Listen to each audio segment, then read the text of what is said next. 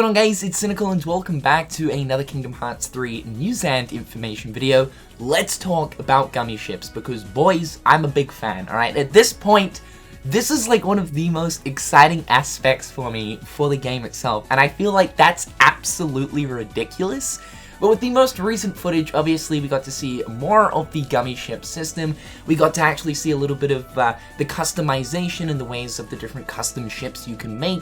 We also got to see the gameplay, but now with the actual heads-up display, which sort of gives us a better idea as to exactly how this all works. And I think the whole combat/exploration phase towards the whole system sort of makes a little bit more sense. So today for you guys, I thought we'd talk about all the new stuff we saw in the most recent footage. So without further ado, let's just dive straight into it. First up, let's talk about the custom Gummi ships because we actually got to see quite a few different custom Gummi ships within the most recent trailer. Now, of course, we know that Gummi ship customization is going to be returning for Kingdom Hearts 3. From what Tetsuya Nomura has described it as being, apparently it's going to be closer to the way that the 0.2 Birth by Sleep decoration system worked. Now, so far this is one thing that I'm kind of on the fence about in the ways of the Gummi ship system so far. From this statement that we have here from Tetsuya Nomura, for one, it seems that the customization for Gummi ships is going to be a lot more simplified in Kingdom Hearts 3. And this has kind of always been one issue in the past where the Gummi Ship System is a little bit finicky to kind of understand exactly how everything works. I know just navigating the UI of both the Gummi Ship customization thing in both Kingdom Hearts 1 and 2 can be an absolute nightmare, although there are tutorials, and yes, the game can actually teach you how exactly everything works. Can be a little bit of a mission, so I can understand the simplifying of the system in the ways of building your own ship, customizing it. However though, this also tells me that perhaps maybe we won't be able to actually make our own ships. More so, there'll just be the different ship blueprints where we need a certain amount of materials or certain items or resources to make them. We then make them and we can customize them, add different pieces. But these different pieces are probably only things like, you know, extra guns, or like they're saying right here, accessories that give us different benefits and bonuses. So far, we haven't actually seen any of the customization in action itself. Like I said, we've seen different ships that aren't the classic Gummi ships. Maybe it's just going to be blueprint ships and that we can add different things to them, similar to that of 0.2's customization. I hope that's not the case though, because part of the fun of Gummi Ships is coming up with your own wacky creations. Now let's take a look at a few of the custom ships that we got to look at within the most recent footage. This is the first one right here. Looks pretty standard, just standard cool looking spaceship thingamabob. This ship right here is actually pretty cool. This is a little shout out to one of Square Enix's older titles known as Einhunde, which released on the PlayStation 1 many years ago. Some of you guys might know that the Einhunde team are actually working on the Gummi Ship System for Kingdom Hearts 3, so I think it's actually quite cool that they got their own ship from their own game into Kingdom Hearts 3. A nice little reference and callback to one of Square Enix's very old titles. Next up we have a, well, what looks to be a Sugar Rush Gummi Ship car ship thingy-mabob. But yes, this looks to be an actual Sugar Rush ship, which you guys should know, Sugar Rush is connected to that of Wreck-It Ralph. Now, it's not really going to surprise me too much with actually seeing different ships that reference other different Disney movies. As we've seen in the past with Gummi Ship blueprint models, Square Enix actually tend to reference a lot of these blueprint models to a lot of the different Final Fantasy games and characters from those games. As an example, right here we have the traditional Moogle ship, which you can obtain in both Kingdom Hearts 1 and 2. We also have the Firebomb right here. So again, we're seeing that these references to Final Fantasy characters are coming back in the form of ships. But it looks like Square are also doing the same thing with Disney-based stuff as well, with us now seeing a Sugar Rush ship. And the last ship right here is a scary, scary octopus. Very nice. Alright, now let's move over to the actual gameplay in itself. Now, for those of you who are not really entirely familiar with all of the current information we have on the Gummi Ship System, let me explain because it's pretty necessary in order to understand what exactly is going on within the most recent footage. Now, Tetsuya Nomura has explained the Gummi Ship System is more so focusing on an open world setup and an open world plane this time around, and from the seams of it, the sort of world map system and Gummi ships have sort of been integrated into one big thing. Now, from the seams so far, I will say that I do not currently have a 100% grasp on exactly how the new system works. However, though, I will say that as we're getting fed more and more and more footage for the Gummi Ship System, I'm slowly understanding exactly how this is all sort of coming together. And especially with the descriptions that Tetsuya Nomura has been giving towards Gummi Ships and exactly how they work in Kingdom Hearts 3 over the past year, all that information is now starting to make sense. So Tetsuya Nomura has explained that the Gummi Ship System is divided into two different phases: combat phase and exploration phase. Now in the most recent footage, I believe we're seeing both exploration phase and combat phase in action. So let's talk about this first scene right here. We'll notice that we now have the heads-up display finally. In the previous footage, this was something that was lacking, so this kind of gives us a better understanding as to exactly what is going on. So this first scene right here, I believe, is definitely exploration phase. And one thing that will be noticeable for exploration phase is that the Gummi Ship is actually able to move in any direction it wants to. Left, right, up, down, diagonal. Wherever you want to go, it seems like you can steer the ship anywhere, which is so cool, and I think it's this kind of freedom that we've really been wanting to be sort of integrated somehow into the Gummi Ship System, and finally we are seeing it. I think a clear indicator to tell you that you're in exploration phase is actually the minimap on the heads-up display.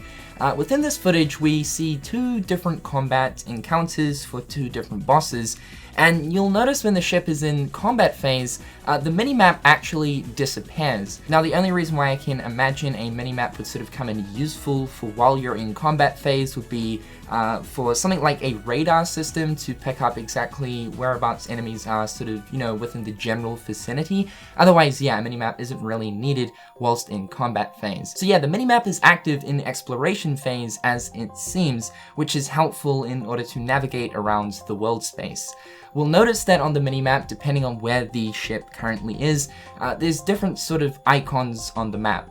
Now, in this scene right here, we have two different icons. We have a red, what looks to be heartless symbol to the left on the minimap, and then down the bottom right, we have like a little yellow symbol. Now, I would say the yellow symbols are most likely missions or objectives, or pretty much where you actually have to head to. And the red icon on the minimap, we can actually see it on screen as well. There's like a little arrow system that actually points you to whereabouts this heartless is. So yeah, I would say that the red icon, because it is a heartless symbol, most likely represents a group of heartless ships or maybe a heartless boss.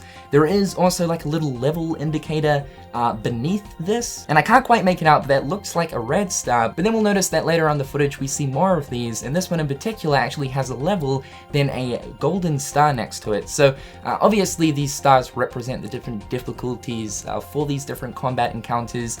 I would say that depending on the difficulty of the combat encounter, or of course the boss, will determine what kind of rewards you get. I'm hoping that once you do take down bosses, you do get sweet rewards. We have a few more things on the heads-up display as well. Up the top right, we have a level indicator. In this screenshot right here, it's reading level 10 with a little bit of experience from the seams, but throughout the footage, the level actually changes. This will most likely indicate the level at which our Gummi ship is at.